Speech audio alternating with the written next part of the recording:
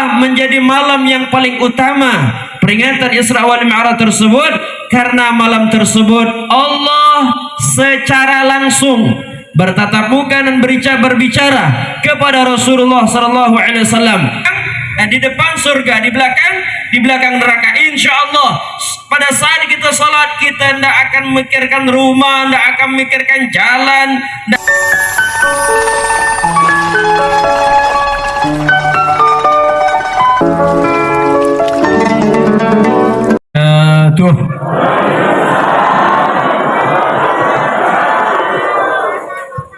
Bismillahirrahmanirrahim. Alhamdulillahi rabbil alamin. Allahumma salli wa sallim ala sayyidina Muhammadin as-sabiqi lil khalqi nuruh, ar-rahmati lil alamin dhuhuruh, adada man madha min khalqika wa man baqi, wa man sa'ida minhum wa man shaqi. Salatan tastaghriqul adda wa tuhitu bil hadd, salatan la ghayata laha wa la intiha, wa la amada laha wa la inqida. Salataka allati sallaita alayhi صلاة دائمة بدوامك باقية ببقائك لا منتهى لها دون علمك وعلى آله كذلك وعلينا معهم وفيهم والحمد لله على ذلك.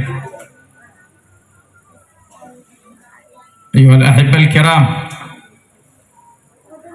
من دواعي السرور والفرح أن الله سبحانه وتعالى يسر لنا ولكم الأسباب ونلتقي في هذه الليلة المباركة لنتذاكر وهذه المعاني العظيمة لمعاني الإسراء والمعراج ولشهر شعبان واستقبال رمضان. فجزا الله خيرا الذين كان لهم الفضل في ترتيب هذا البرنامج، سواء كان إمام المسجد أو رئيس القرية أو الأخوان المعدين، الأخ عبد الباري أو عمه اسمه من عمك؟ مفريادي، وعمه هذا اسمه سيفول، وغيره من الأخوان الذين كان لهم من نعرفهم من لا نعرفهم. جزاهم الله عنا خير وبارك الله فيهم، ونسأل الله سبحانه وتعالى أن ينفعنا وإياكم بما نسمع. Assalamualaikum warahmatullahi wabarakatuh. Beliau memulai ucapannya dengan memuja dan memuji Allah Subhanahu wa taala, lalu bersalawat kepada baginda Nabi Muhammad sallallahu alaihi wa ala alihi wa sahbihi wasallam.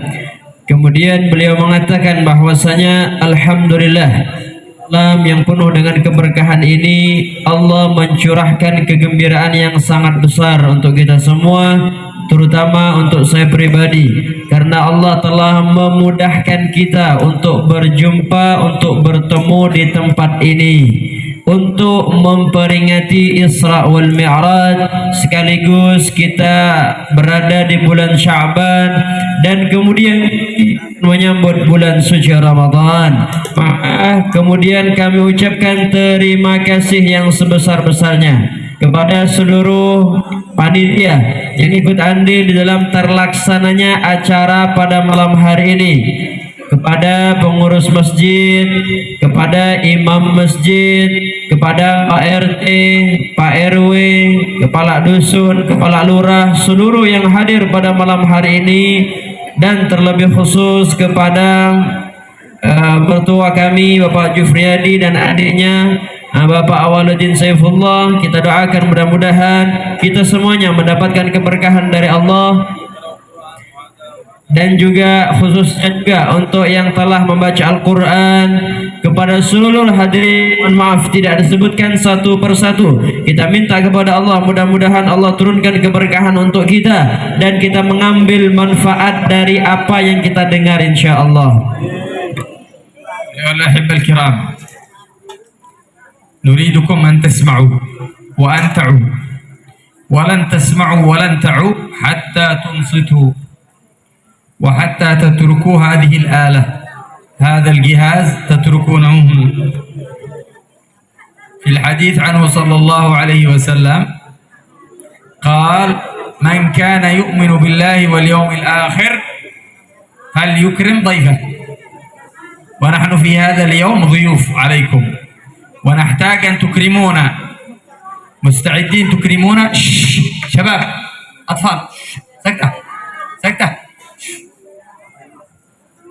وإكرامنا أن تستمعوا لما سنقول، لا تنشغلوا بجوالات ولا تنشغلوا بما حواليكم. اسمع. قال الله سبحانه وتعالى: إن في ذلك لذكرى لمن كان له قلب أو ألقى السمع وهو شهيد. يعني لن يستفيد إلا من كان له سمع منصت وله قلب حاضر. أما واحد غافل ولا يستمع هذا لن يستفيد.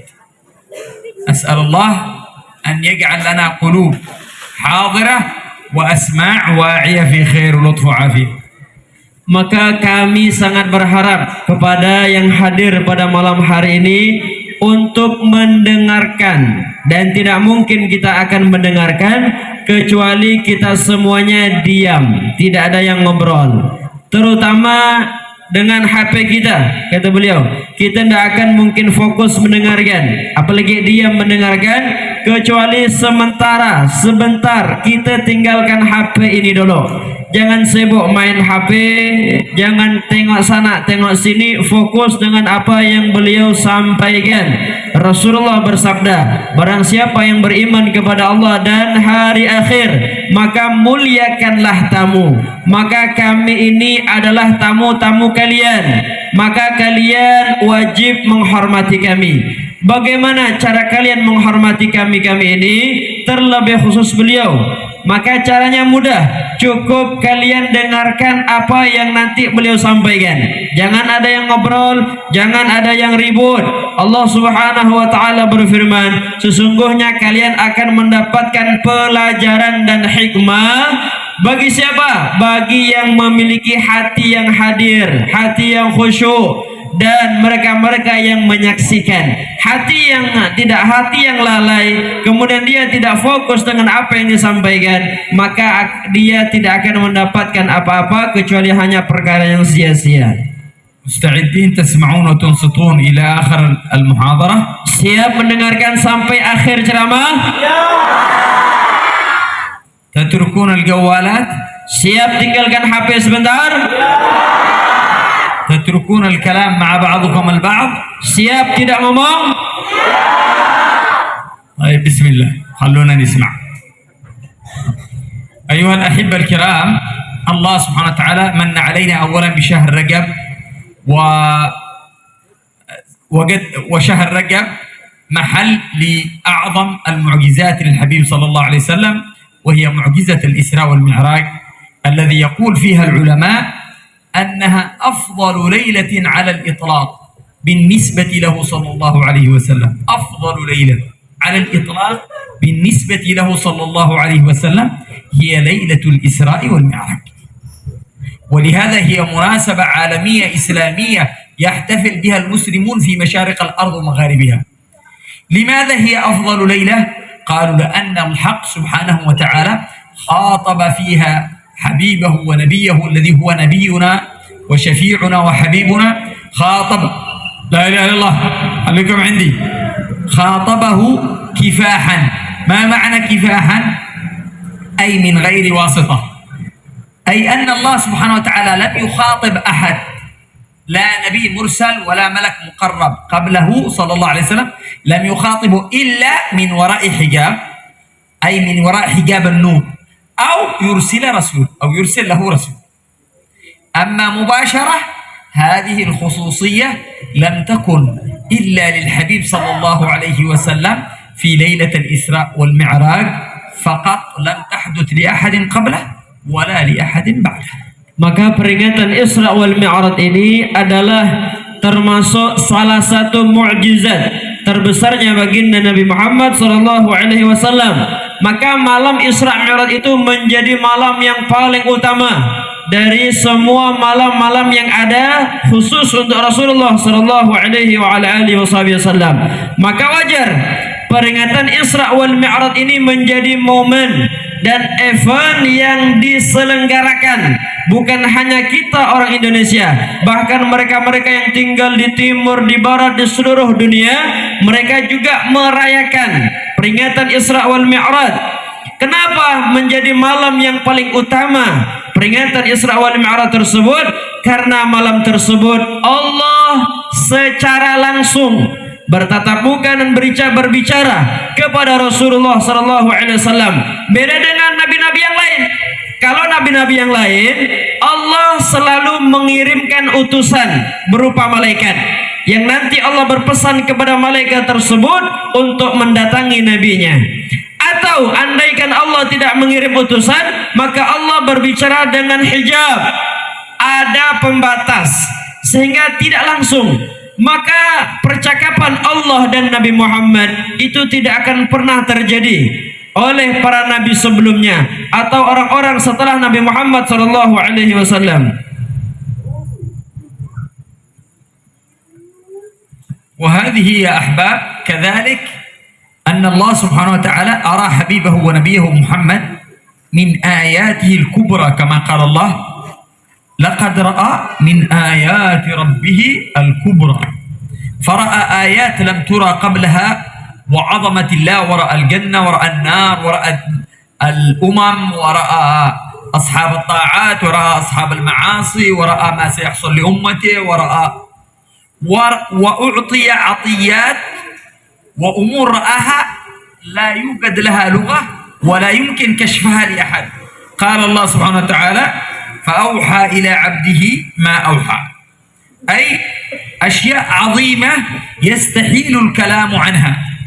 إذن كانت معجزة الإسراء والمعراج معجزة عظيمة، كذلك جمع الله فيها الأنبياء له صلى الله عليه وسلم في بيت المقدس وصلى بهم إماما ليكون إمام وسيد الأولين والآخرين في عالم الباطن وفي عالم الظاهر. فكانت معجزة الإسراء والمعراج معجزة عظيمة، نسأل الله أن يعيد علينا من بركاتها وأسرارها. Maka di antara tujuan Isra wal Mi'raj ini adalah Allah ingin menyaksikan dan memperlihatkan kepada Rasulullah sallallahu alaihi wasallam tanda-tanda kebesaran Allah. Di dalam ayat Allah mengatakan, sungguh telah melihat Nabi Muhammad dari Tuhannya, yaitu dari Allah Subhanahu wa taala, kebesaran-kebesaran yang sangat luar biasa.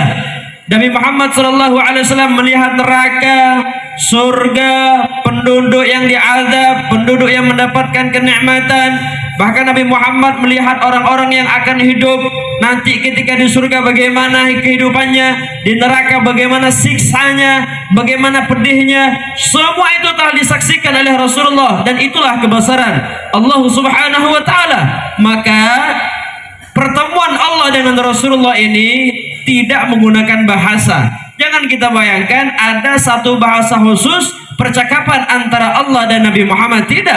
Tidak ada bahasa, tidak bisa kita bayangkan dan tidak bisa kita renungkan seperti apa. Hanya saja Allah menjelaskan kepada kita semua tentang bagaimana terjadinya peristiwa tersebut secara global, tidak terperinci. Apa kata Allah? Dan kami mewahyukan kepada hambanya, yaitu Nabi Muhammad, tentang apa yang telah diwahyukan. Hanya itu saja. Allah mewahyukan kepada hambanya, yaitu Nabi Muhammad, bagaimana bahasanya, isinya tentang apa, kemudian percakapannya membahas tentang apa. Tidak ada yang tahu kecuali hanya sedikit yang disampaikan oleh Rasulullah. Dan juga ketika berada di Baitul Maqdis, Allah Subhanahu wa taala mempertemukan Nabi Muhammad dengan seluruh para nabi. Beliau jadi imam, menunjukkan beliau adalah pemimpin seluruh para nabi. Bukan hanya menjadi imam di alam nyata, tapi juga menjadi imam di alam batin. Karena pada waktu itu adalah alam batin yang tidak disaksikan oleh siapapun kecuali hanya Rasulullah sallallahu alaihi wasallam. وبعد ذلك من الله سبحانه وتعالى علينا وعليكم أن أدخل علينا شهر شعبان، وشهر شعبان شهر كذلك شهر عظيم. لماذا كان الحبيب صلى الله عليه وسلم يهتم بشهر شعبان اهتمام خاص؟ سأله سيدنا أنس قال يا رسول الله إني أراك تصوم في شعبان ما لا تصوم في غيره، ما السبب؟ لماذا؟ قال يا أنس إن هذا شهر يغفل الناس فيه بين رجب ورمضان، أي أن الناس يهتمون بشهر رجب ويهتمون بشهر رمضان، قال ويغفلون في شهر شعبان. وعندما يغفل الناس يكون الناس في غفلة وأنت في طاعة يكون أجرك مضاعف. مثلا الناس غافلين وأنت تذكر الله يكون أجرك مضاعف. الناس معرضين وأنت مقبل يكون أجرك مضاعف. الناس يتركون السنن والآداب وأنت تحافظ على السنن وعلى الآداب يكون أجرك مضاعف. الناس غافلين ما يذكرون الله بس جالسين يلعبوا بالجوالات بما حواليهم وأنت تذكر الله وتصلي على رسول الله أجرك مضاعف. فيقول النبي الأجر يكون مضاعف. لماذا؟ لأن الناس غافلين في شعبان، فأنا لأجل هذا أهتم بشهر شعبان. هذا الأول. Alhamdulillah juga sekarang malam hari ini kita berada di bulan Sya'ban. Nabi Muhammad sangat perhatian dengan bulan Sya'ban.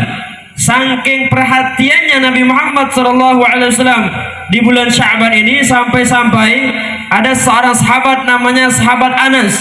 Beliau meriwayatkan bahwasanya di bulan Sya'ban ini Rasulullah banyak puasanya.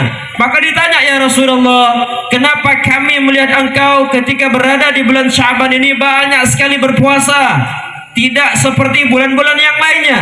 Maka apa kata Rasulullah SAW? Bulan Sya'ban ini bulan yang banyak sekali orang melalaikan.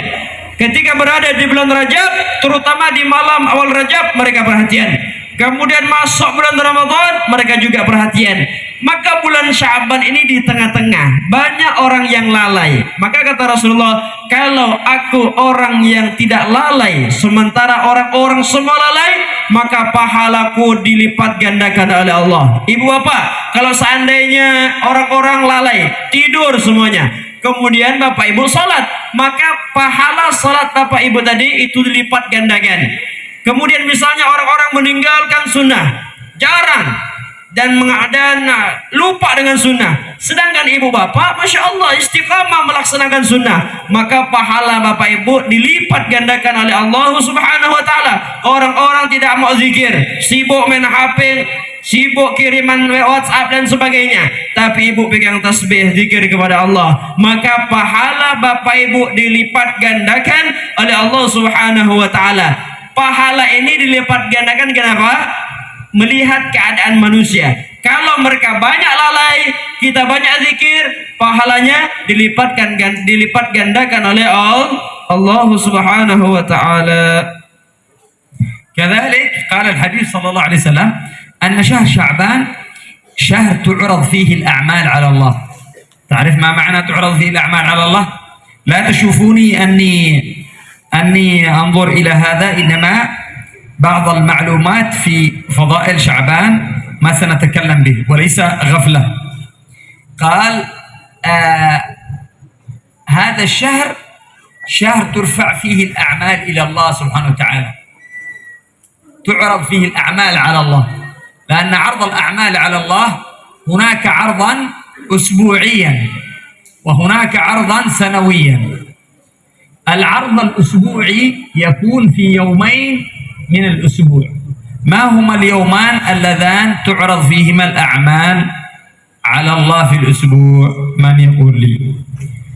Bulan Sya'ban ini juga kata beliau bulan yang disodorkannya amal kita kepada Allah Subhanahu wa ta'ala. Jadi dari tadi kata beliau, saya lihat iPad ini bukan berarti kami tidak mengerti atau tidak tahu, enggak. Tapi ada hal penting yang harus disampaikan, karena memang ini keutamaannya luar biasa kata beliau. Maka apa kata beliau? Jadi amal di bulan Sya'ban ini diangkat kepada Allah Subhanahu wa ta'ala. Ada amal ini yang diangkat seminggu 2 kali, ada yang setahun sekali. Saya mau tanya semuanya kata beliau kepada yang hadir, kapankah dalam 1 minggu amal itu dihadapkan kepada Allah? Hari-hari apa saja? Ada yang tahu?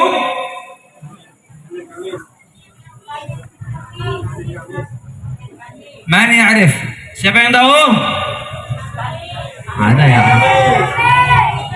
Al-Khamis. Al-Ithnain wal-Khamis. Barakallahu fikum. Tamam. الاثنين والخميس تعرض فيها الأعمال على الله فيغفر الله سبحانه وتعالى لعباده إلا لمن؟ لمشاحن، قاطع صلاة، قاطع رحم، عاق والدين، شارب خمر، هؤلاء محرومين من المغفرة، نسأل الله الحفظ والسلامة والعافية. وكذلك تعرض الأعمال في شهر شعبان على الله سبحانه وتعالى فيغفر الله لعباده إلا هؤلاء لا يغفر لهم. فإذا إنسان كان بينه وبين والديه شحنة أو بين أقاربه أو جيرانه يتحلل منهم في شهر شعبان، لا إله إلا الله، تحلل منهم في شهر شعبان، سامح الناس لأجل يعفو الله سبحانه وتعالى عنك. كذلك قاطع الصلاة، واحد ما يصلي نعوذ بالله، هذا محروم من المغفرة. كذلك واحد عاق والديه، قاطع أرحامه، مدمن خمر نعوذ بالله، كل هؤلاء محرومين من المغفرة الذي تعرض فيها الأعمال على الله في شهر شعبان، وهذا العرض السنوي. Betul apa yang dijawab tadi, bahwasanya amal yang dalam satu minggu diangkat 2 kali itu adalah hari Senin dan hari Kamis. Adapun bulan Sya'ban ini adalah amal yang diangkat setahun sekali.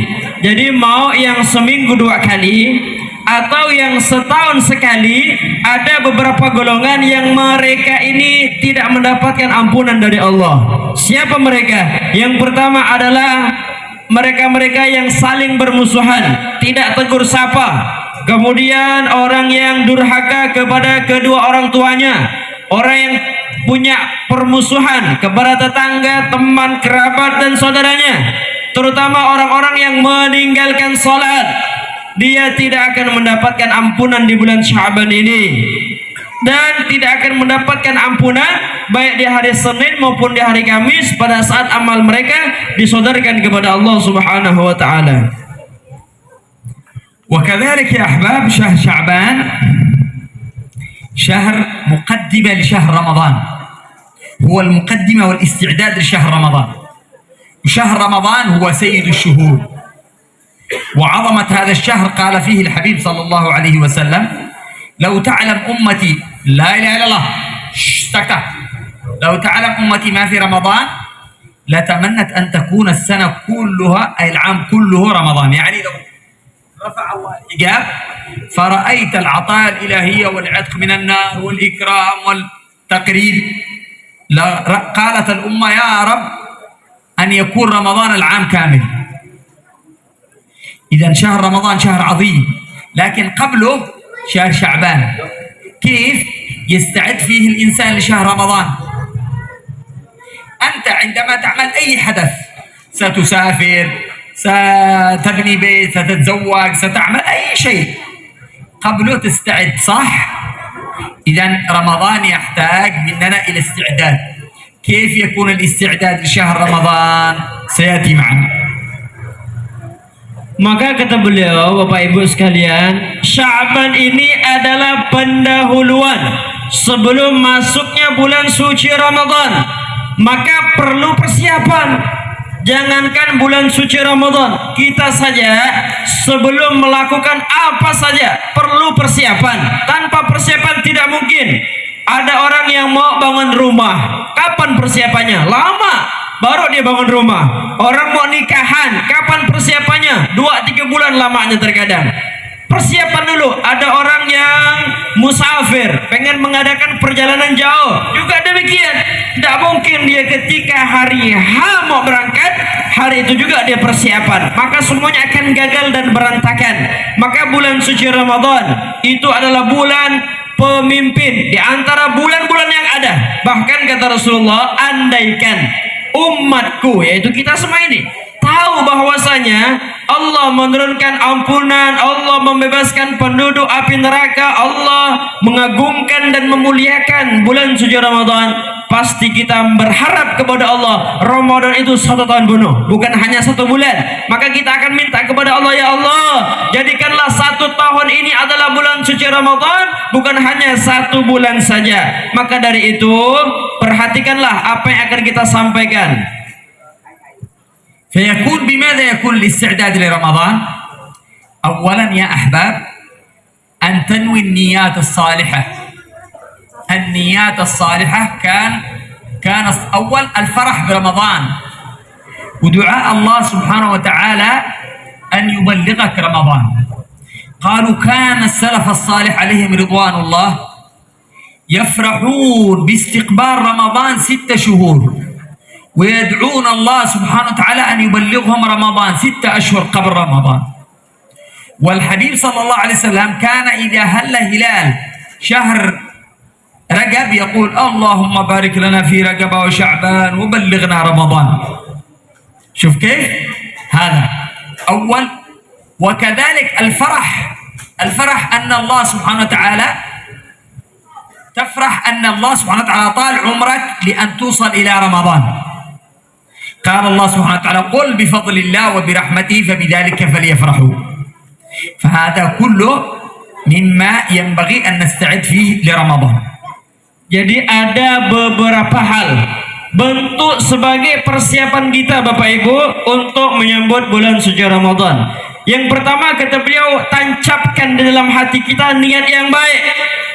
Kemudian kita harus punya perasaan yang sangat bahagia sebelum memasuki bulan suci Ramadan. Dengan apa? Dengan banyak-banyak berdoa. Ya Allah, mudah-mudahan Kau sampaikan aku sampai ke bulan Ramadan. Itu bentuk senang kita kepada bulan suci Ramadan. Bahkan orang-orang soleh itu senangnya bukan hanya 1 hari pada saat menyambut bulan suci Ramadan. Kita senangnya kapan? Paling besok Ramadan, sekarang senangnya. Mereka tidak. 6 bulan sebelum datangnya bulan suci Ramadan itu mereka sudah gembira, sudah bahagia karena mereka mau menyambut bulan suci Ramadan 6 bulan kemudian. Bahkan Rasulullah SAW kalau sudah tiba bulan Rajab, awal pertama kali bulan Rajab datang, Rasulullah berdoa, ya Allah, berkahilah kami di bulan Rajab dan di bulan Sya'ban, dan sampaikanlah kami ke bulan Ramadan. Bahkan Allah Subhanahu wa taala juga mengatakan, katakanlah dengan keutamaan Allah dan dengan rahmat Allah. Bagaimana cara kita mengungkapkannya? Falyafrahu, maka gembiralah kalian, senanglah kalian. Maka ini perintah dari Allah Subhanahu wa taala untuk kita senang. كذلك يا أحباب تنوي النيات الصالحة من الآن. من النيات الصالحة يبدأ غرسها الإنسان من رجب وشعبان. نيات، ما هي النيات؟ تنوي أنك ستصوم أفضل الصيام، صيام قلبك مشغول بالله، مشغول بالذكر، صيام بدون غفلة، صيام بغير لغو. قال في الحديث من لم يدع قول الزور والعمل به فليس لله حاجة في أن يدع طعامه وشرابه. يقول صائم من الحلال من الطعام وفاطر يعني ويلوك لسانه بالحرام، غيبة ونميمة وكذب وكلام فارغ هذا مش أفضل الصيام. استشعر إذا تريد أفضل الصيام، تريد تصوم أفضل الصيام، استشعر. سكتة سكتة يا أطفال، سكتة. إذا تريد تصوم أفضل الصيام استشعر أن شهر رمضان هذا آخر رمضان. صح ولا لا؟ استشعر أن شهر رمضان هذا آخر رمضان. ممكن تصوم، ممكن تموت بعد رمضان، ممكن تموت في وسط رمضان، ممكن تموت اليوم، ما أنت داري، لا أحد يعرف عمرك. تمام؟ إذا استشعر. كان الصالحون إذا دخلوا الصلاة يستشعرون إنه لا، ربما تكون هذه آخر صلاة، فيخضع فيها ويخشى. يقول ربما يكون هذا آخر صيام، فيصوم صيام حقيقي. فهمت كيف؟ أيوة كده خاطب نفسك، ربما يكون آخر صيام، لكن لما تقول لنفسك عاد أنا بتعمر 1000 سنة، تقول لك نفسك خلاص العب الآن وبعدين توب، وهي خدعتك. الأصل أنك في أي وقت ممكن تموت. إذن لو قيل لك مثلا، لو قالوا لك مثلا سبحان الله، قالك عزرائيل هذا اللي يقبض الأرواح قال لك شوف أنا بقبض روحك بعد رمضان على طول، كيف بتصوم؟ كيف بيكون الصوم حقك؟ بيكون صومك بتجلس في المسجد وبتجيب لك 100 مسبحة بيدك اليمين، مسبحة بيدك اليسار، مسبحة برجلك اليمين، مسبحة برجلك اليسار، مسبحة برقبتك، مسبحة فوق راسك، مسبحة في بطنك، مسبحة في ظهرك، وبتجيب لك مصاحف 20 مصحف قدامك، ولن تتكلم مع أحد، خلاص الدار الآخرة. طيب الآن أنت ممكن لو ما قيل لك ممكن تكون. إذا صم، انوي من الآن أنك ستحسن الصيام، أنك ستصوم أفضل الصيام. Kemudian kata beliau, bagaimana cara kita niat yang baik, niat yang saleh?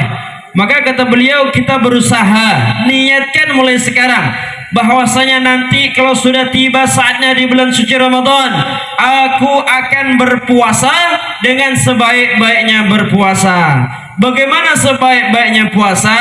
Puasa dibarengi dengan zikir, tidak dengan kelalaian. Puasa dibarengi dengan ibadah, tidak dengan banyak tidur. Puasa dibarengi dengan bacaan Al-Quran dan lain sebagainya.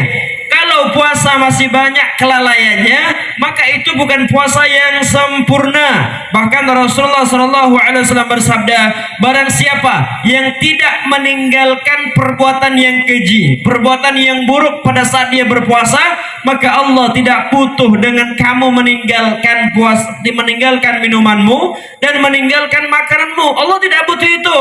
Kalau kita tidak perhatian dengan puasa kita, maka kata beliau, bagaimana cara agar kita puasanya menjadi puasa yang afdal, puasa yang utama, puasa yang istimewa? Maka kata beliau, kita semuanya harus berusaha sekuat mungkin. Bagaimana? Kita rasakan bahwasanya bulan Ramadan tahun ini adalah akhir Ramadan untuk kita. Tahun depan kita tidak akan ketemu lagi. Jadi kita menghayal bahwasanya tahun ini adalah tahun terakhir. Kalau kita sudah tahu, misalnya malaikat Israel datang kepada kita mengasih tahu bahwasanya kamu tahun ini adalah puasa terakhir, tahun depan tidak akan bertemu. Bahkan maka apa yang kita lakukan? Kata beliau, kita akan beli tasbih. Tangan kita ada tasbihnya zikir kepada Allah, telinga kita ada tasbihnya zikir kepada Allah, kepala kita ada tasbihnya untuk berzikir kepada Allah, leher kita, kaki kita, pundak kita pun kita simpan semuanya tasbih. Untuk apa? Agar mudah zikir kepada Allah Subhanahu wa taala. Maka kata beliau, itulah pekerjaan orang-orang salaf, orang-orang pada zaman terdahulu sampai zaman sekarang. Mereka itu kalau sudah ibadah, misalnya salat, maka mereka menganggap ini salat adalah salat terakhir. Kalau ini kita anggap sebagai salat yang terakhir, maka kita akan khusyuk, kita akan hati-hati, kita akan pelan-pelan. Dan juga kita tidak ada yang jamin. Siapa yang bisa jamin bahwasanya kita akan hidup 2 tahun lagi, 3 tahun lagi? Bisa jadi kita meninggal di tengah-tengah Ramadan, atau bisa jadi kita meninggal di awal Ramadan atau sebelum Ramadan. Tidak ada yang bisa jamin. Maka dari itu, kalau kita tidak bisa menjamin kita masih umur panjang, maka anggaplah ini adalah umur yang terakhir.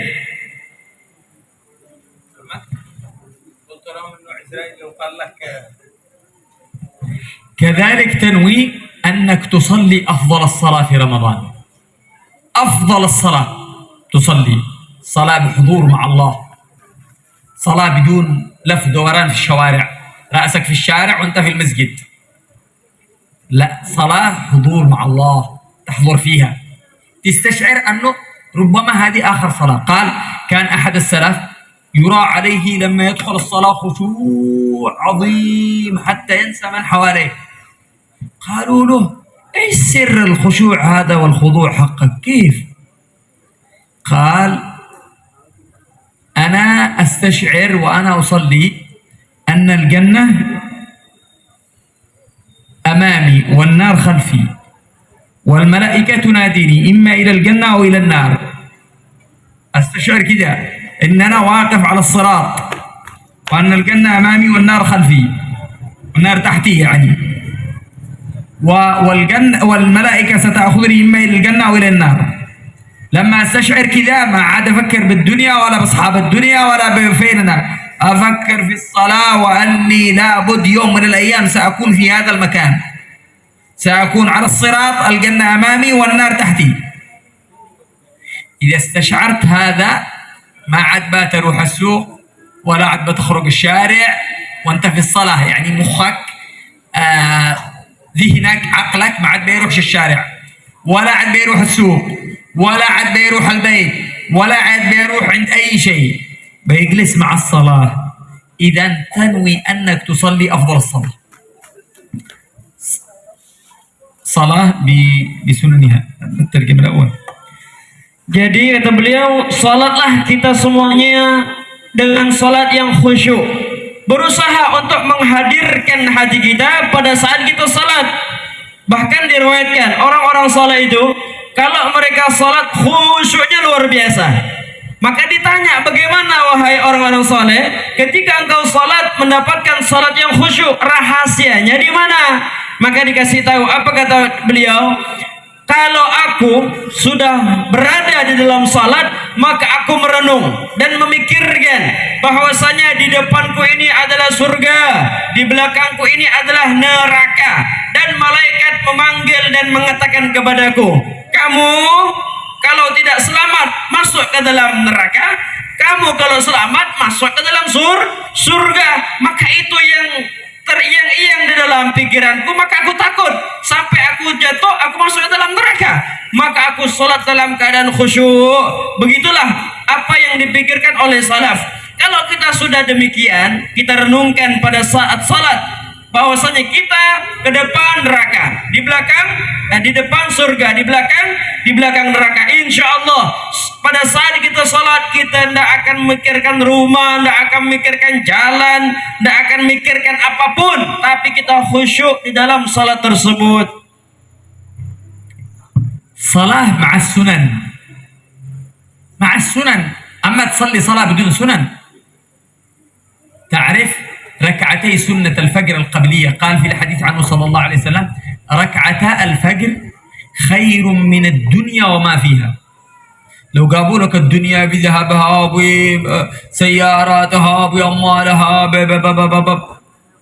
صليت واحد صلى ركعتي الفجر أفضل منك ركعتي سنة الفجر. كيف تترك ركعتين سنة الفجر؟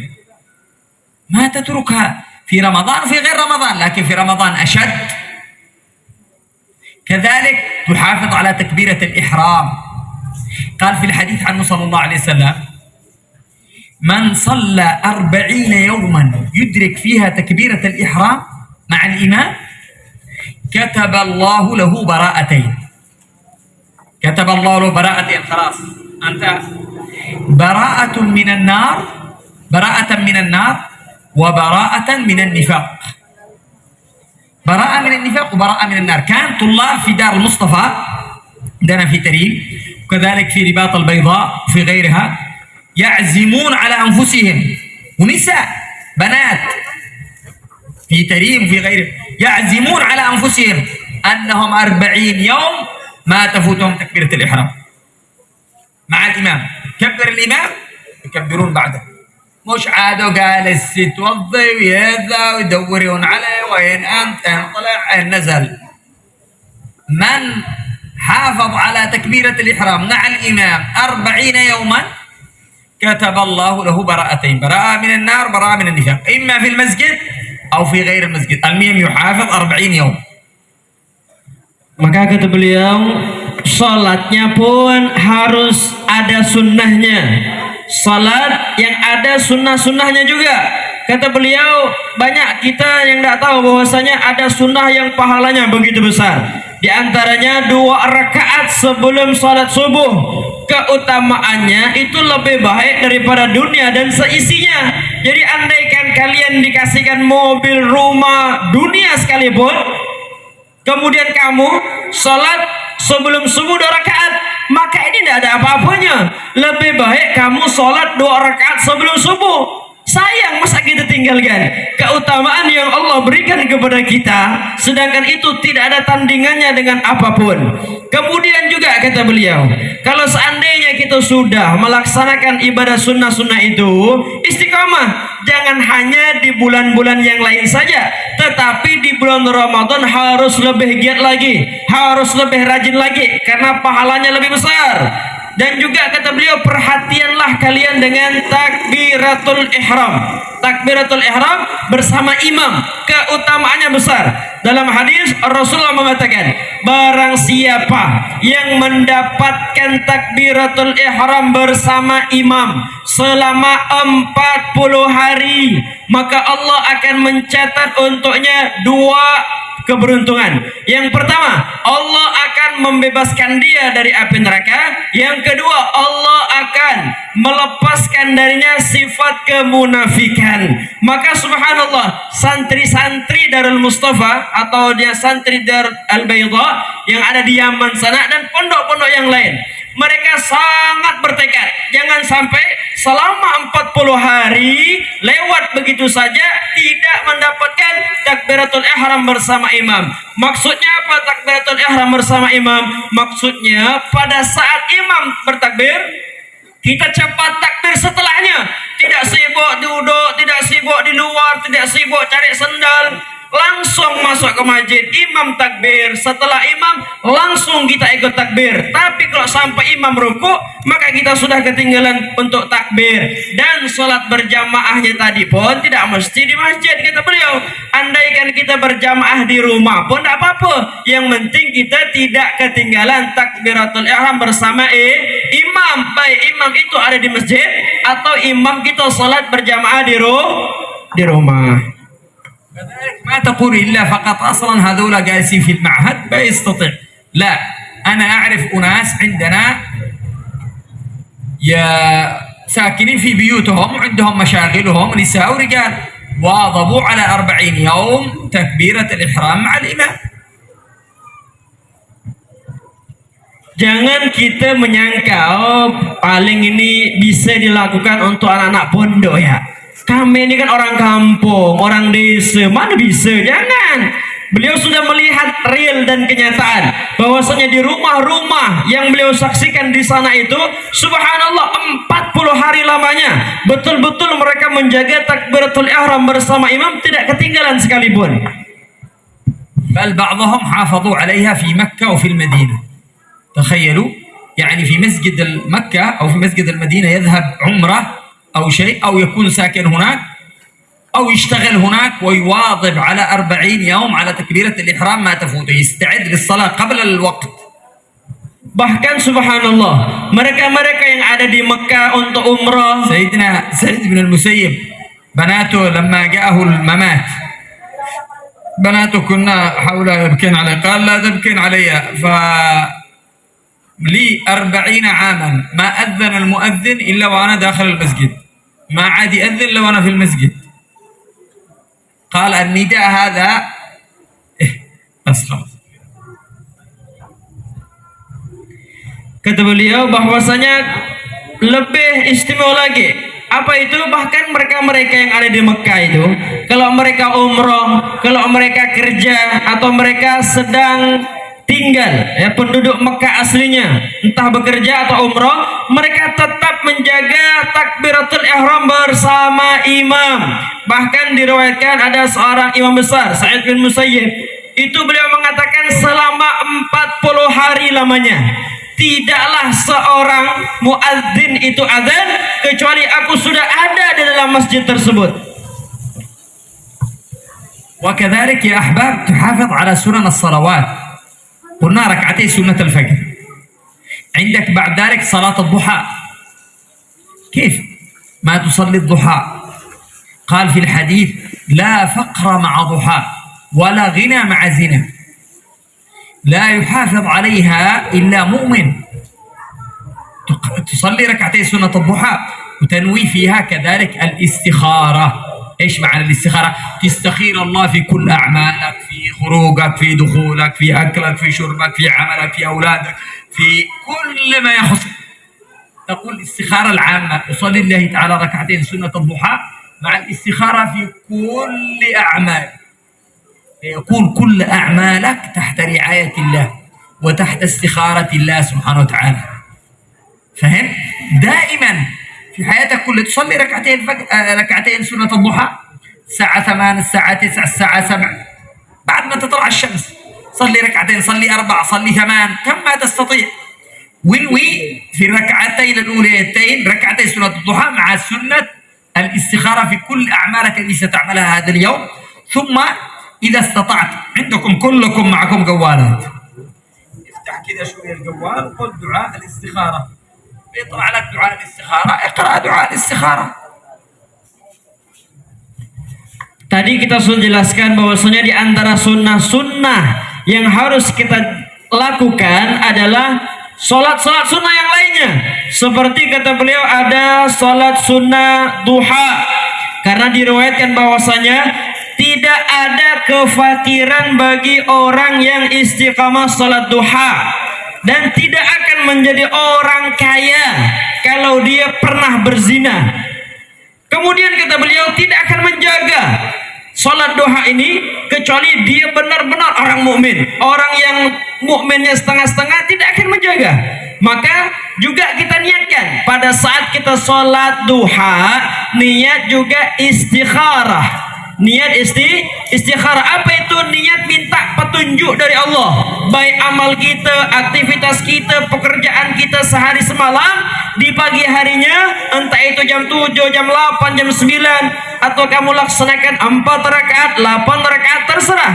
Maka istikharah ini kalau kita laksanakan, Allah akan menjadikan amal kita sempurna. Allah menuntun kita, melihat kita, dan membantu kita karena kita minta tolong kepada Allah sebelum datangnya waktu pagi ke siang, siang ke malam. Minta kepada Allah, maka Allah akan menuntun kita. Dan juga doa istikharah ini kalau kita tak hafal, kita bilang gampang. Sekarang kita punya HP, tidak hafal doa istikharah Pak Ustaz. Udah, buka HP-nya, doa sambil melihat HP, doa istikharah. Kamu akan melihat semua apa yang ada di HP itu. كذلك تصلي سنن الظهر. كم سنن الظهر؟ ممكن سنة الظهر ركعتين قبلية وركعتين بعدية، لكن الأفضل 4 قبل الظهر و4 بعد الظهر. ورد في الحديث عنه صلى الله عليه وسلم قال: من صلى قبل الظهر 4 وبعده 4 حرم الله شعره وبشره على النار. شوف على هذا الأجر، 4 قبل الظهر و4 بعده، يحرم الله شعرك وبشرك على النار. 4 كذلك قبل العصر، 4 سنن قبل العصر. قال في الحديث عنه صلى الله عليه وسلم: رحم الله امرأ، شوف الله النبي يدعي لك بالرحمة ودعاء مستجاب. رحم الله امرأ، رجل أو امرأة، صلى قبل العصر 4. شوف كيف. وكذلك بعد صلاة المغرب تصلي ركعتين سنة المغرب.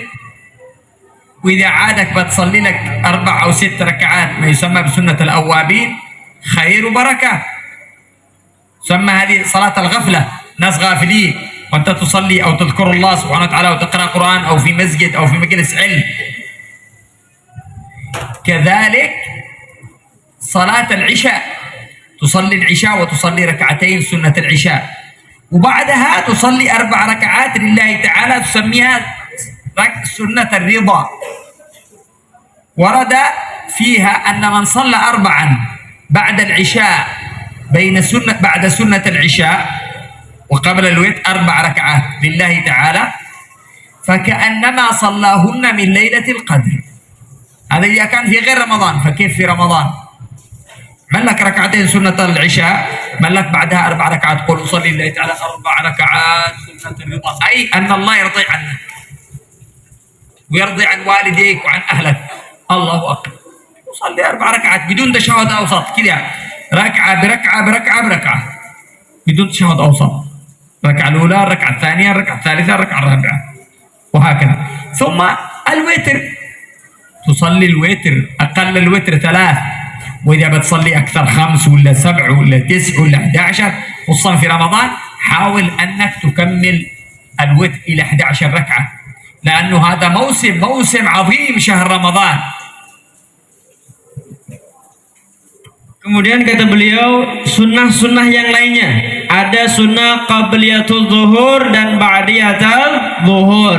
Itu boleh kita 2, boleh 4. Tapi yang 4 ini, qabliyatul zuhur 4, ba'diyatul zuhur 4, ada keutamaan yang berbeda. Kata Rasulullah SAW, barang siapa yang salat sunnah qabliyatul zuhur 4, ba'diyatul zuhur juga 4 rakaat, maka Allah akan mengharamkan rambutnya dan kulitnya, artinya dirinya tersentuh oleh api neraka. Dan juga begitu juga ada salat sunnah sebelum asar. Berapa rakaat? 4 rakaat juga. Keutamaannya apa? Kita mendapatkan doa dari Nabi Muhammad. Doa dari Nabi Muhammad ini mustajab, jangan kita tinggalkan. Apa doa Nabi Muhammad? Ya Allah, berikanlah rahmat bagi mereka-mereka yang salat sebelum asar 4 rakaat.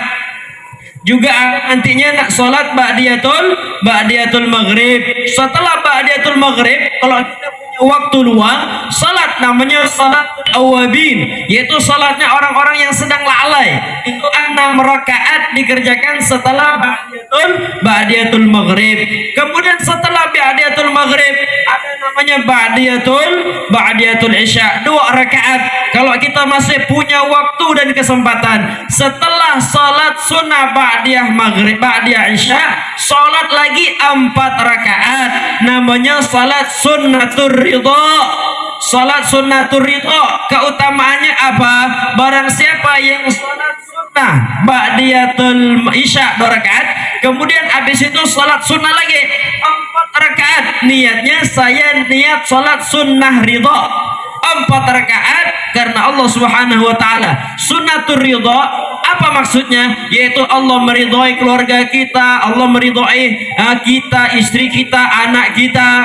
Apa keutamaannya? Allah Subhanahu wa taala menganggap dia itu salat yang 4 rakaat tadi seakan-akan salat pada malam Lailatul Qadar. Keutamaannya besar, jangan ditinggalkan. Ini baru kita dengar nih, ini ilmu baru.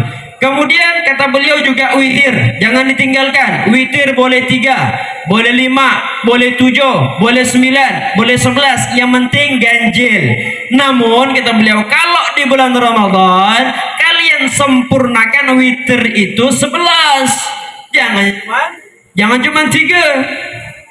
Karena Ramadan ini adalah bulan yang penuh dengan ampunan dari Allah Subhanahu wa taala. Kemudian mohon maaf, kemudian ketika salat sunnatur ridha tadi itu tidak ada tasyahud awal. Jadi rakaat pertama, rakaat kedua langsung naik ke rakaat ketiga langsung keempat langsung salam, tidak pakai tasyahud. أنا بسألكم سؤال، ما هي الصلاة التي دعا النبي صلى الله عليه وسلم بالرحمة لصاحبها؟ هو تكلم عنها الآن، لكن نعرف من هو اللي هو غافل اللي جالس ما هو داري، من الذي يستمع؟ بس ارفع يدك بدون ما تتكلم، ارفع يدك لو تعرف. Tadi ada keutamaan yang sudah saya sampaikan, terjemahan dari apa yang beliau sampaikan. Beliau ingin mengetes, kira-kira masih ingat atau tidak? Ayo jawab, yang jawab langsung angkat tangannya. Salat apakah yang Nabi mendoakan? Kalau dia salat Allah Subhanahu wa taala merahmatinya. Salat sunnah apakah itu? Yang kuat? ارفع يدك بس، ارفع يدك بس. Angkat tangan. لكن نعرف من هم الذي يستمعون، من هم الذي جالسين يلعبوا. Ada yang bisa? Salat sunnah yang Nabi Muhammad mendoakan rahmat untuknya, kapan itu? 4 ركعات سنة العصر القبلية. طيب متى تكون سنة الرضا؟ الصباح ولا العصر؟ Sekarang yang salat sunat ridha yang baru dijelaskan tadi itu kapan dilaksanakan?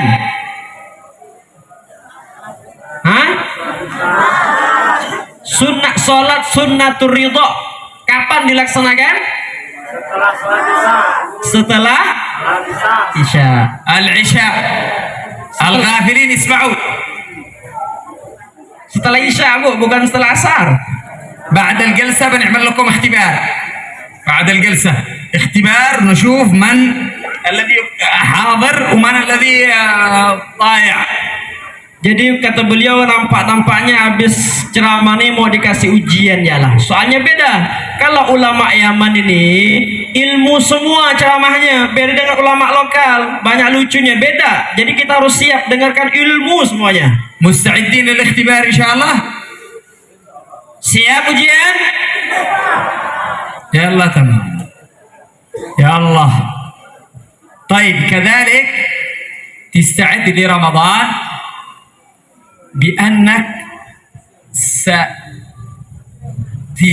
تقلل لسانك، هذه لن تتكلم فيها إلا للضرورة، وتشغل أوقاتك كلها إما بذكر أو صلاة على ذكر الله أو صلاة على رسول الله أو قراءة قرآن، لأن هذا اللسان يعني كان سيدنا أبو بكر الصديق يضع حجر عليه. لماذا؟ قال لأنه سيتكلم، أعمل له حجر أفكر، إذا كان الكلام خير بعدت الحجر وتكلمت، إذا كان الكلام غير خير خلاص قاد الحجر ماسك على اللسان بحيث ما عاد يعرف يتكلم. شوف هذا سيدنا أبو بكر الصديق، أنت لسانك يعني مفتوح، يعني إذاعة تلفزيون، يتكلم بكل شيء ولا يحبس ولا في رمضان ولا في غير رمضان. متى ستحبس لسانك وستصرف أنفاسك في ذكر الله بس، إلا للحاجة، حاجة احتاج تكلم، ما احتاج اذكر الله، اذكر الله. الأعضاء تخاطب اللسان كل صباح كما ورد في الحديث، تخاطب الأعضاء وتقول له أيها اللسان اتق الله فينا، اتق الله فينا، إنما نحن بك، نحن تبعا لك، أنت القائد، القائد حق السيارة، إنما نحن بك، إن استقمت استقمنا وإن اعوججت اعوججنا، نحن تبعك، يعني نحن السائق واللي يتحكم بالركاب. هكذا الألسنة يعني الأعضاء تخاطب اللسان. Kata beliau, kita mempersiapkan bulan suci Ramadan, bahwasanya dengan persiapan diantaranya nanti kalau sudah berada di bulan suci Ramadan, jangan mudah ngomong, jaga lisan kita, jangan apa-apa ngomong tak perlu pun kita ngomong. Tahukah kita sahabat Abu Bakar Siddiq radhiyallahu taala anhu, beliau itu meletakkan batu di mulutnya. Kenapa beliau meletakkan batu di mulutnya? Beliau khawatir asal ada apa-apa ngomong. Maka beliau letakkan batu itu karena kalau beliau mau ngomong yang baik, beliau ngomong. Tapi kalau beliau berpikir ternyata apa yang akan aku ucapkan ini adalah ucapan yang buruk, maka tak jadi ngomong. Itu beliau berhati-hati. Ini sekelas sahabat Abu Bakar, sedangkan kita tidak. Mulut kita terbuka lebar. Seakan-akan mulut kita ini macam televisi, macam radio, ngomong apa saja diomongkan, apa saja dibahas. Maka kata beliau, ketahuilah di dalam hadis diriwayatkan bahwasanya anggota badan kita mulai ujung kaki sampai ujung kepala, ya, sampai ujung kepala, bahwasanya lisan kita ini dikatakan, wahai lisan, hati-hatilah kamu, yakni anggota kaki sampai ujung kepala ini ngomong. Kalau lisan, kalau kamu berada di jalan yang lurus, maka aku ikut lurus. Tapi kalau kamu berada di jalan yang bengkok, maka aku ikut bengkok. Sama seperti kita sebagai penumpang, ya, ada sopirnya. Sopir bawa ke kanan, kita ke kanan, kita sopir ke kiri, kita ke kiri. Tergantung lisan kita seperti apa, itulah keadaan kita.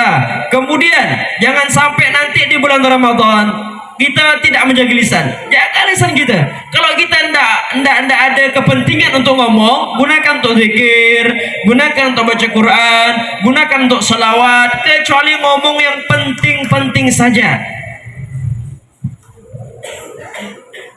لا تجعل في رمضان تصيبك الغفلة. في رمضان آكل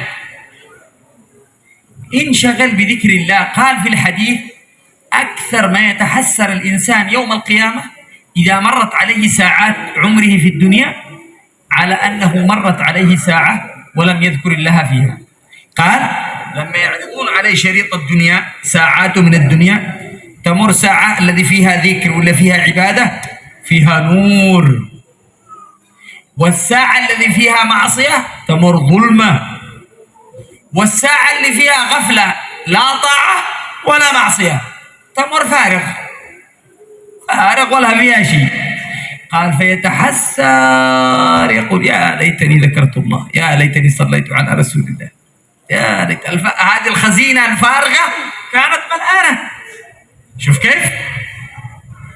Jangan kita jadikan bulan suci Ramadan ini sebagai musibah untuk kita, yang seharusnya mendapatkan rahmat tapi malah mendapatkan musibah. Kenapa? Karena kita tidak menggunakan waktu-waktu itu dengan baik, tidak digunakan untuk zikir kepada Allah Subhanahu wa taala. Dalam riwayat dijelaskan, nanti di hari kiamat Bapak Ibu, ada satu penyesalan yang akan dirasakan oleh orang-orang yang beriman kepada Allah. Penyesalan itu sangat luar biasa, sedih sesedih-sedihnya, nyesal senyesal-nyesalnya. Apa itu? Pada saat dia melihat amalannya lewat, waktu di dunia kosong, tidak ada zikir. Antum hadir. Isma'u kalam. Kosong, tidak ada zikir. Kosong, tidak ada zikir. Kosong, tidak menyebut nama Allah Subhanahu wa taala. Maka dia akan menyesal, ya Allah, kenapa lah dulu aku tidak aku gunakan untuk berzikir? Kenapa waktu yang kosong itu aku tidak gunakan untuk berzikir? Nyesal dia, Pak. Kalau seandainya ketika kita nanti di hari kiamat melihat amal kita, kalau yang terlihat di dalam amalan tersebut zikir, maka akan berubah menjadi cahaya. Kalau yang kita lihat di amal tersebut adalah maksiat, maka yang kita lihat adalah kegelapan daripada amal kita. Kalau kita lihat di amal kita itu kosong, tidak ada zikir, juga tidak ada maksiat, maka kita akan menyesal karena kita, kenapa dulu aku tidak zikir di waktu yang kosong itu. كذلك يا أحباب تخرج من الغفلة، اشغل نفسك بطاعة. كان سيد الحبيب محمد الهدار في رمضان يخرج يصلي صلاة الظهر ويجلس يقرأ قرآن وأذكار ومجالس علم إلى صلاة العصر. يصلي العصر قرآن وأذكار من صلاة العصر إلى أذان المغرب، إلى الأذان يؤذن المغرب، بس فقط يفطر بتمرات وسمبوسة كده، حبة ولا حبتين، ويستمر ذكر. وبعدين يصلون المغرب، بعد صلاة المغرب يقوم يصلي الأوابين، وبعدين ذكر أذكار وقراءة قرآن إلى صلاة العشاء. يصلي العشاء، وبعدها تراويح، وبعدها الوتر، وبعدها قرآن جزئين أو ثلاثة، بعدها أوراد، ورد الحداد، ورد العطاس، ورد النووي، ورد ورد ورد ورد أوراد وأذكار. تدرون إلى متى؟ إلى الساعة 1 ليلا. الساعة 1 بالليل يطلع البيت حقه يأكل لقمة. الساعة 2 ساعة بس، هذه الساعة يأكل فيها، وإذا في حد من أرحامه، أخواته أو عماته أو أقاربه أو أحد بيزوره أو شيء لأجل صلة الرحم، يجلس معهم في هذا الوقت ساعة 2 يرجع المسجد، يقيم صلاة 20 ركعة مثل 20 ركعة اللي في أول الليل، تراويح أول الليل 20، يعمل آخر الليل 20، و3 وتر، ويعيد صلاة العشاء آخر الليل، يعيد صلاة العشاء والتراويح مرة أخرى والوتر، وبعدها أدعية آخر الليل وأذكار إلى أذان الفجر. يأذن الفجر، أذكار، قبل الصلاة وسنة الفجر، ثم صلاة الفجر، بعد صلاة الفجر أذكار وقراءة قرآن وعلم وكتب، اقرأوا في الكتب إلى تقريبا الساعة 7 لما الإشراق، وبعدين يقوم يصلي الضحى 8، يصلي ويبكي يبكي ويذكر الله، يروح البيت تقريبا الساعة 8 ونص 9 الصباح، يلا ينام من الساعة 9 إلى قريب الظهر ويقوم، وراح المسجد على نفس اليوم الأولاني. يعني نومه في اليوم والليلة 2 أو 3 ساعات فقط. يقول لك هذا موسم التجارة، كيف أضيع هذا الموسم؟ كيف يضيع علي؟ موسم. لو إنسان مثلا في يوم أو يومين أو شهر موسم تجارة، بيع، دخل أرباح هائلة، يبقي يشتغل 24 ساعة. ليش؟ لأنه أرباح كبيرة. فكذلك أرباح الآخرة في شهر رمضان. Ba'din, subhanallah, beliau nanti kita di bulan suci Ramadan berusahalah untuk semangat dan rajin. Tahukah kita ada seorang ulama ini sebagai contoh dan teladan, namanya Al-Habib Muhammad Al-Haddad. Beliau kalau sudah masuk di bulan suci Ramadan 24 jam full, kecuali hanya 2 jam saja digunakan untuk istirahat dengan tidur. Apa saja amalan beliau? Pertama kata beliau keluar untuk pergi salat zuhur dari rumahnya, ya, keluar untuk salat zuhur, pergi ke masjid. Setelah zuhur baca Quran, majlis, baca kitab, sampai kapan? Tidak balik, sampailah datangnya waktu asar. Setelah salat asar lanjut lagi baca Al-Quran, zikir, majlis, sampai kapan? Sampai datangnya waktu maghrib. Ketika sudah masuk waktunya maghrib, maka beliau berbuka. Bukanya hanya dengan kurma, dan ada makanan Arab itu namanya sambosa, ya, isinya daging, makan macam kita bakwan gitulah. Hanya beberapa butik saja, 3-2 dah, tidak makan nasi. Lalu apa yang melakukan ibadah lagi? Sampai kapan? Dilanjutkan sebelum sholat isya, dilanjutkan dengan apa? Sholat namanya sholatul awabin yang kita jelaskan tadi, 6 rakaat dilaksanakan setelah sholat maghrib. Kemudian setelah sholat maghrib baca zikir, baca doa, baca Al-Quran, sampai kapan? Sampai datangnya waktu sholat isya. Setelah datangnya sholat isya, beliau sholat isya. Setelah sholat isya, beliau langsung melaksanakan sholat tarawih 20 rakaat. Bahkan dalam sholat tarawihnya terkadang membaca 3 juz Al-Quran, kadang 2 juz Al-Quran. Membaca setelah salat isya tadi baca ratibul maghrib, baca ratibul haddad, ratibul atos, ratibnya banyak sekali dibaca, wirid-wiridnya sangat banyak. Sampailah beliau ibadah tersebut sampai jam 1 malam. Jam 1 malam beliau balik ke rumahnya. Melanjutkan. Tadi baru makan lagi sedikit. Ada keluarga yang datang silaturahmi, menyapa anaknya, menyapa pamannya, orang-orang yang di rumah. Sampai kapan? Sampai jam 2. Jadi tak tidur. Jadi yang 20 rakaat tadi Al-Qur'annya 1 juz dan 1/4 daripada Al-Qur'an di dalam sholat tarawihnya. Nah, berapa? Setiap rakaatnya 1 juz, dalam 20 rakaat, dalam 20 rakaat itu membaca 1 juz 1/4 Al-Quran. Kemudian lanjut tadi jam 2. Maka jam 2 beliau pergi lagi ke masjid. Setelah pergi ke masjid, bukan tidur nunggu subuh, enggak, sholat tarawih lagi 20 rakaat. Sholat seperti tadi isya di awal, macam isya yang pertama tadi. Sholat lagi 20 rakaat, sholat tarawihnya, tambah lagi witir 3 rakaat, dan mengulangi sholat isya yang sudah dilaksanakan di awal. Tidak apa-apa ulang, diulangi lagi oleh beliau sholat isyanya. Setelah sholat isya sampai kapan? Sampai datangnya sholat fajar, subuh itu. Sampai datangnya sholat fajar. Setelah sholat fajar beliau baca wirid, baca zikir, baca kitab, terus sampai kapan? Sampai datangnya waktu isyraq. Setelah datangnya waktu isyraq sekitar jam 8 begitu, maka beliau melanjutkan dengan salat duha. setelah salat duha beliau barulah tiba pergi ke rumahnya sekitar jam 9. Sekitar jam 9.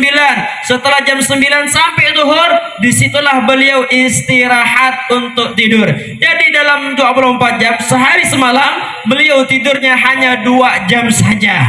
Karena beliau mengerti dan memahami bahwasanya bulan Ramadan ini bulan untuk berdagang, bukan dagang dengan manusia dapat keuntungan, tidak, tapi berdagang dengan Allah mendapatkan pahala yang begitu besar. Kalau kita berdagang, tahu keuntungannya akan kita kejar. Uang 10.000 keuntungannya 1 juta akan kita kejar. Tapi kenapa pada saat Allah memberikan keuntungan kita nanti di akhirat kita tidak tergerak hatinya? قبل كذلك تستعد أيها الأحباب بالتوبة إلى الله، توبة من الغفلات، توبة من المعاصي، توب إلى الله. متى بتتوب إلى الله؟ ما تدري متى يأخذك الموت، فنتوب إلى الله من الذنوب ومن المعاصي. كذلك ننوي أننا نصلح أخلاقنا، نياتنا، نصلح أخلاقنا مع أبائنا، مع أهلنا، مع أزواجنا، مع أولادنا، مع جيراننا، مع أقاربنا، نتسامح منهم، نخدمهم. ننوي أننا نخدم أمة محمد في شهر رمضان، نفطر الصائمين بما نستطيع، ولو أن تنوي في قلبك فقط.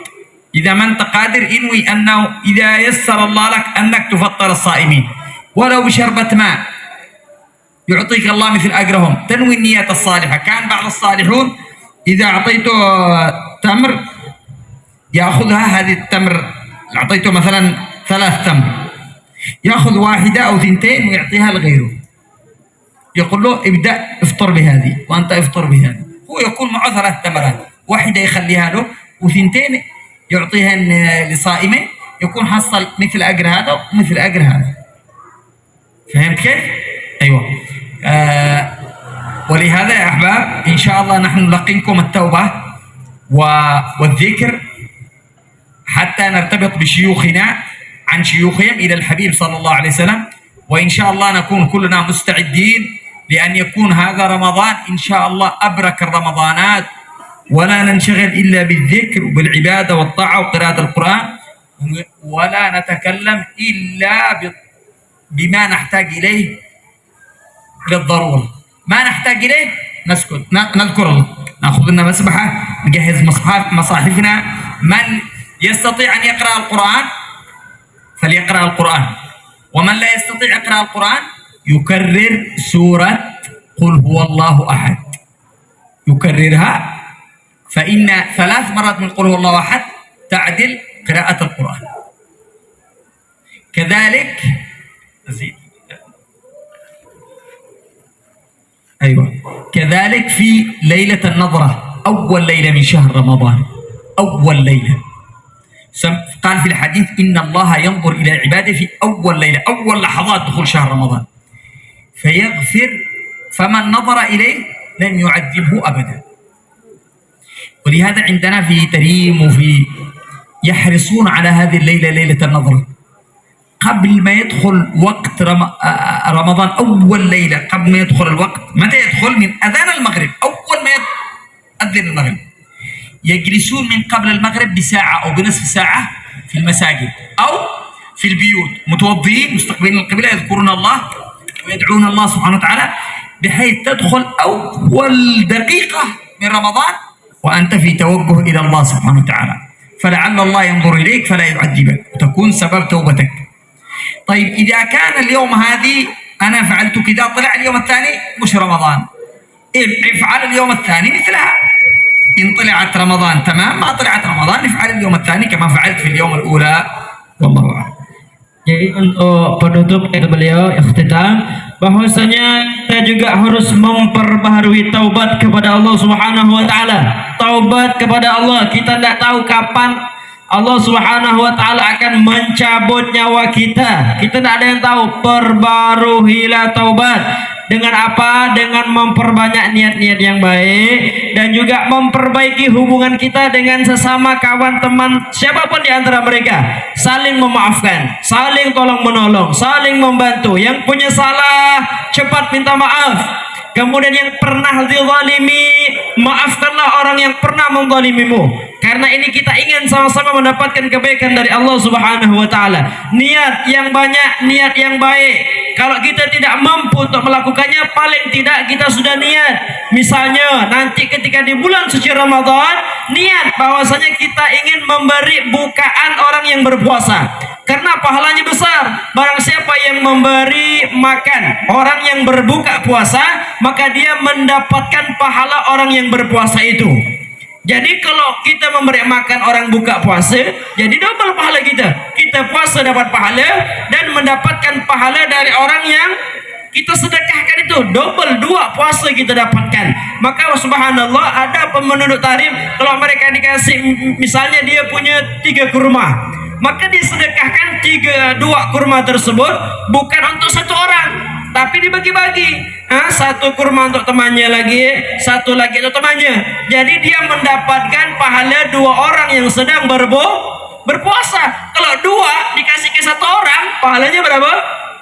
1, karena orangnya 1 yang menerima, maka dibagi 2. 1, kemudian 1 lagi, maka dia mendapatkan 2 pahala dari orang yang berpuasa tersebut.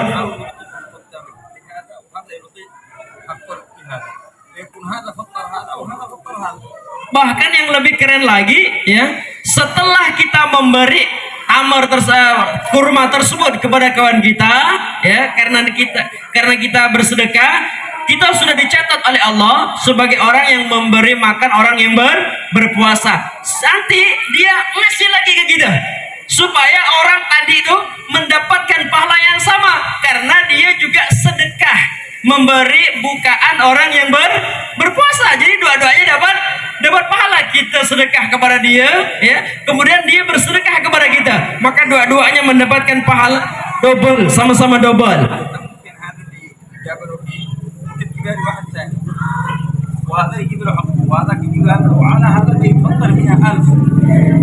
Bahkan kita beliau bukan hanya diri kita, bahkan ini bisa berlaku untuk yang lain. Misalnya kita sudah memberi, dia memberi kita lagi, kemudian kita sedekah kepada orang lain lagi, berarti 3 dah, 2. Kemudian dia nanti sedekah kepada yang lain, terus bahkan sampai 1000 orang pun bisa. Artinya sedekah tersebut tidak terputus.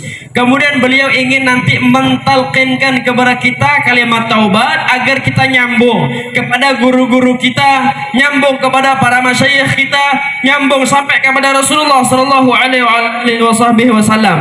Maka juga kata beliau, nanti ketika di bulan suci Ramadan, yang tidak pandai baca Al-Quran, yang pandai baca Quran, yang tak pandai gimana? Yang tak pandai baca Quran, baca Qul huwallahu ahad diulangi sebanyak-banyaknya. Karena 3 kali kita mengulangi Qul huwallahu ahad, seakan-akan kita menghatamkan Al-Quran. Ini khusus yang tak pandai baca Quran. Jangan yang pandai pun gitu gulhu-gulhu, ya. Artinya apa? Yang tak pandai baca Qul huwallahu ahad ulangi. Kemudian banyakkan zikir. Ya, bagi yang tak pandai membaca Al-Quran,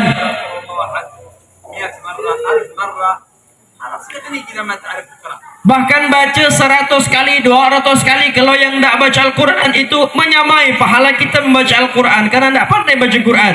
Terakhir kata beliau, nanti ketika pertama kali kita masuk di bulan suci Ramadan. Kapan pertama kali masuk bulan suci Ramadan? Yaitu dengan datangnya waktu maghrib. Datang waktu maghrib, itulah pertama kali bulan suci Ramadan masuk. Maka kata Rasulullah SAW, barang Allah Subhanahu wa taala ketika pertama kali masuknya bulan suci Ramadan, melihat hamba-hambanya, menyaksikan hamba-hambanya. Siapa orang yang dilihat oleh Allah ketika pertama kali masuknya bulan suci Ramadan, maka hamba tersebut tidak akan pernah diazab selama-lamanya. Maka caranya, sebelum datang maghrib, misalnya besok Ramadan, sekarang ini masih sore, maka setengah jam sebelum datangnya Ramadan, yaitu sebelum adzan maghrib, kita sudah ibadah, sudah menghadap kiblat, entah di masjid, entah di kantor, entah di rumah, dimanapun. Yang penting dalam keadaan ibadah, dalam keadaan siap dalam keadaan apa? Siap ingin Allah memandang kita, siap Allah ingin melihat kita dalam keadaan beribadah kepada Allah subhanahu wa ta'ala. Andaikan ternyata dapat pengumuman dari pemerintah Ramadan tak jadi besok, lusa ternyata, nyesalkah kita? Tidak, pahala tadi tetap didapatkan.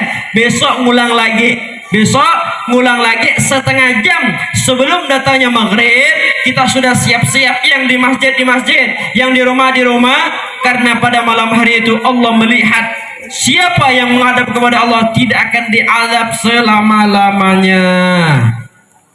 Ana qariikum at-talqin wa antum turaddidun ba'd. Jadi beliau mau mentalkin zikir, yang lain ikutkan sama-sama. At-taubah wat-talqin.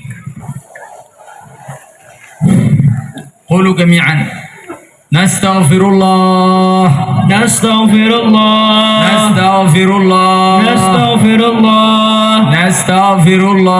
Sama-sama nastaghfirullah. Wa natubu ila Allah. من جميع ما يعلمه الله من جميع الذنوب بيننا وبين الله وبين عباد الله ومن جميع ما يعلمه الله لا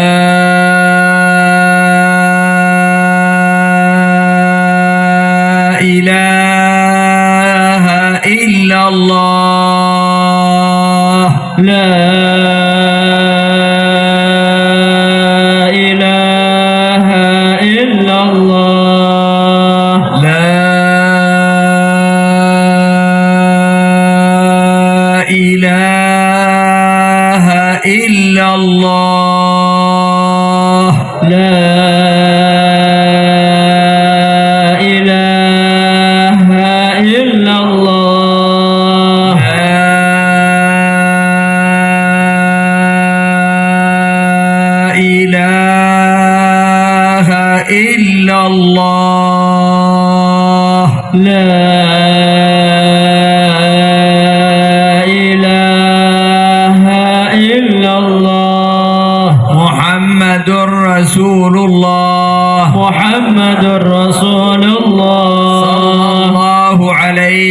صلى الله عليه وعلى آله وصحبه وسلم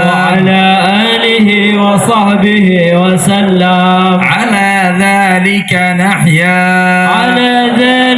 نحيا وعليه نموت وعليه نبعث إن شاء الله من الآمنين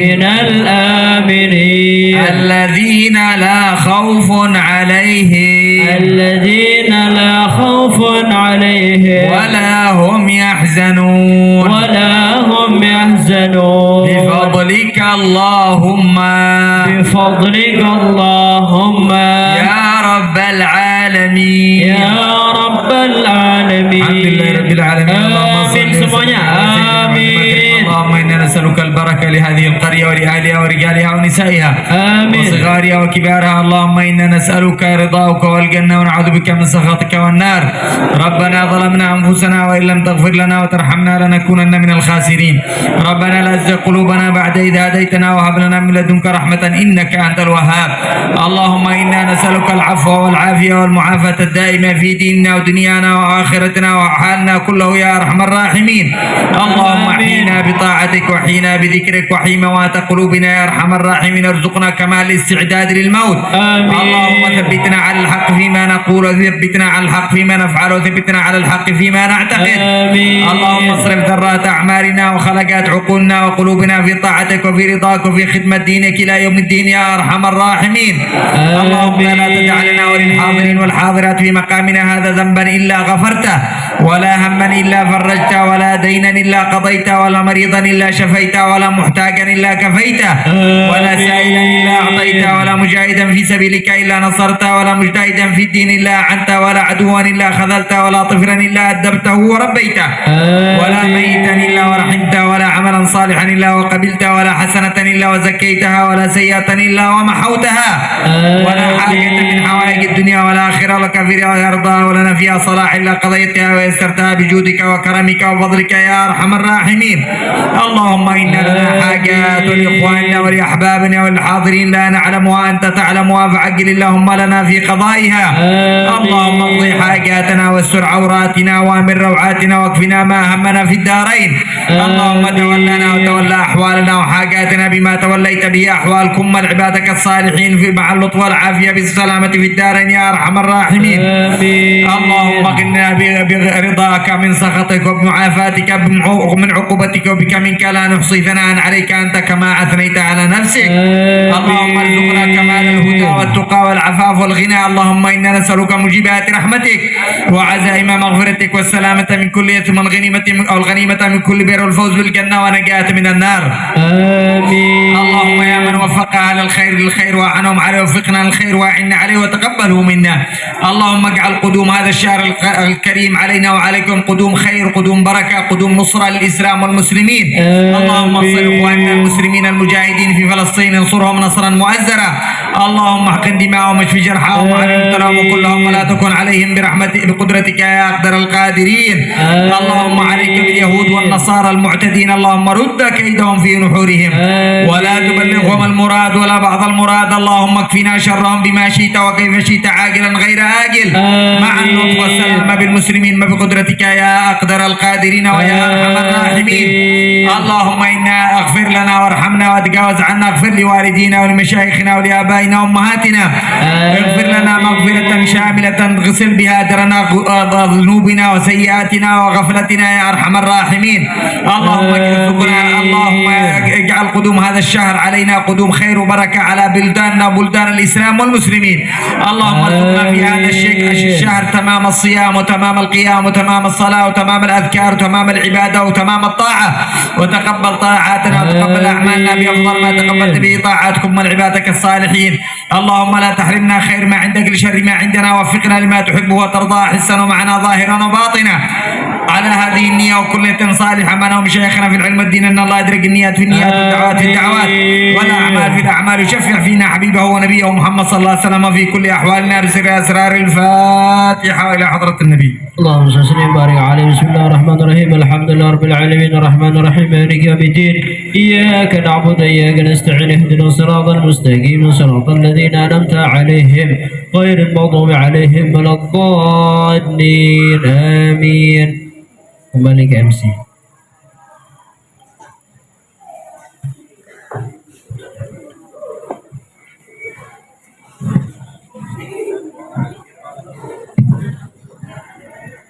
Alhamdulillah, setelah selesai sudah doa tersebut, maka berakhirlah acara kita. Dari awal hingga sampai doa berarti berakhir pula acara kita pada malam hari itu.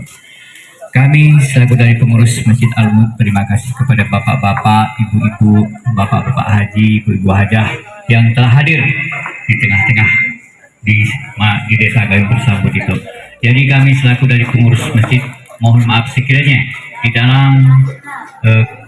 dalam seluruh apa yang kegiatan kami mungkin ada kehilafan dan kesalahan, kami mohon maaf yang sebesar-besarnya.